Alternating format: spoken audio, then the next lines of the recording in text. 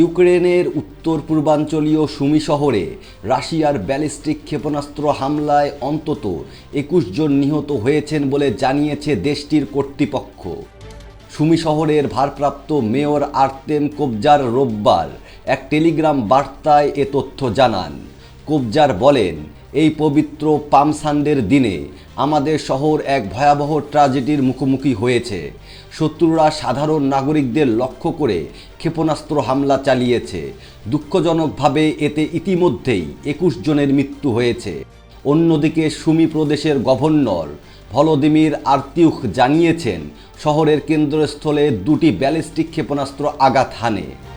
এদিকে ইউক্রেনের পররাষ্ট্রমন্ত্রী জানান, রোববার এই হামলায় স্থানীয় সময় দুপুর ১২টা ২০ পর্যন্ত ২১ জন নিহত ও ৮৩ জন আহত হয়েছেন, যাদের মধ্যে ৭ জনই শিশু। ইউক্রেনের প্রেসিডেন্ট ভলোদিমির জেলেনস্কি বলেন, ক্ষতিগ্রস্ত এলাকায় উদ্ধার অভিযান চলছে এবং সব ধরনের জরুরি পরিষেবা কাজ করছে। তিনি আরও বলেন, বিশ্বকে শক্তভাবে এর প্রতিক্রিয়া জানাতে হবে। যুক্তরাষ্ট্র, ইউরোপ এবং যারা এই যুদ্ধ ও হত্যাকাণ্ড বন্ধ করতে চায়, সবার এখন দায়িত্ব রয়েছে এই যুদ্ধ বন্ধ করা। পাশাপাশি জেলেনস্কি আবারও দাবি করে বলেন, মস্কো ইচ্ছাকৃতভাবে এই যুদ্ধ দীর্ঘায়িত করছে।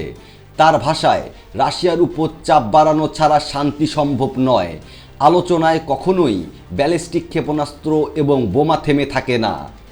ইউক্রেনের পররাষ্ট্রমন্ত্রী আন্দ্রি সিবিহা বলেন, যুদ্ধবিরতির পরিবর্তে রাশিয়া তাদের সন্ত্রাস বাড়াচ্ছে। আমরা আমাদের মিত্রদের কাছে অতিরিক্ত আকাশ প্রতিরক্ষা সহায়তা ও মস্কোর উপর আরও চাপ বাড়ানোর আহ্বান জানাচ্ছি। তবে রাশিয়ার পক্ষ থেকে এই হামলায় বা ইউক্রেনের অভিযোগ নিয়ে তাৎক্ষণিক কোনো মন্তব্য আসেনি।